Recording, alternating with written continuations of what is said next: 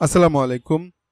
আপনার প্রেসক্রিপশনে হয়তো আজকের যে মেডিসিন সম্পর্কে আলোচনা করছি সেটি লেখা রয়েছে, কিন্তু হয়তো আপনি জানতে চাচ্ছেন যে অ্যামলোটেন ট্যাবলেট কী জন্য ডাক্তার লিখেছেন।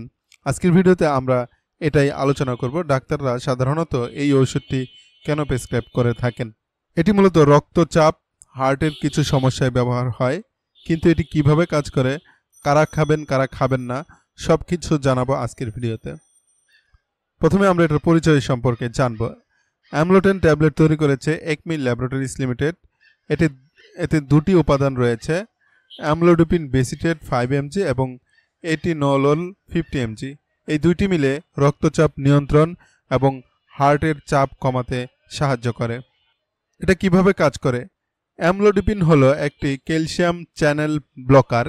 এটি রক্ত নালীগুলোকে শিথিল করে, ফলে রক্ত সহজে চলাচল করতে পারে এবং রক্তচাপ কমে যায়। এছাড়া যেটি রয়েছে আরও উপাদান, তা হচ্ছে এটিনলোল। এটি একটি বিটা ব্লকার। এটি হার্টের গতি কিছুটা কমিয়ে দেয়, হার্টের অক্সিজেন চাহিদা কমায় এবং রক্তচাপ নিয়ন্ত্রণে রাখে। দুটো একসাথে কাজ করে রক্তচাপ কমায় এবং হার্টকে অতিরিক্ত চাপ থেকে রক্ষা করে। এই ওষুধটি ডাক্তারগণ মূলত যে জন্য প্রেসক্রাইব করেন তা হচ্ছে উচ্চ রক্তচাপ বা হাইপারটেনশন রোগীদের জন্য, যাদের রক্তচাপ ও বুকের ব্যথা একসাথে আছে তাদের জন্য, হার্ট অ্যাটাকের পর সুস্থ হওয়ার সময়, যাদের অন্য ওষুধে গ্যাস্ট্রিক বা বুকের ব্যথা নিয়ন্ত্রণ হচ্ছে না।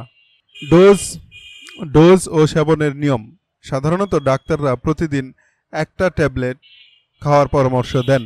প্রয়োজনে দিনে 2টা পর্যন্ত দেওয়া যেতে পারে, কিন্তু সবসময় ডাক্তারি পরামর্শে।